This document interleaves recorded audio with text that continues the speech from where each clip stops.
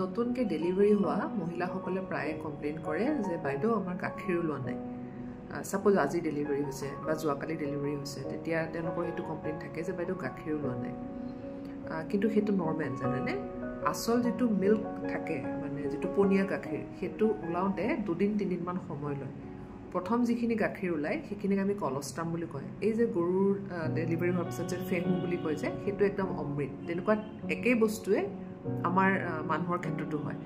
চ' সেই যিটো ডাঠ আঠালাতীয়া অকণমান গাখীৰৰ নিচিনা পদাৰ্থ ওলায় প্ৰথম 1-2 দিনত, সেই বস্তুটো কেঁচুৱাৰ কাৰণে খুবেই জৰুৰী আৰু উপকাৰী। তাতে গোটেই এণ্টিবডিজ থাকে, প্ৰতিৰক্ষা ক্ষমতা থকা। গতিকে এইখিনি সময়ত যদি গাখীৰটো আপোনাৰ কম ওলায়, যিহেতু পনীয়া নহয়, এইখিনি ডাঠ হয়, যিখিনি ওলাইছে সেইটোৱে যথেষ্ট বেবীৰ কাৰণে। এক্সট্ৰা সাধাৰণতে খুৱাব দৰকাৰ নপৰে, আনলেছ বোলে আপোনাৰ বেবীৰ পেচাব হোৱা নাই বা বেলেগ আপোনাৰ পেডিয়াট্ৰিচিয়ানে বা শিশুৰ ডক্টৰগৰাকীয়ে আপোনাক কৈছে যে বেবীয়ে ভালদৰে খাব পোৱা নাই। আদাৰৱাইজ সেইখিনিয়ে যথেষ্ট।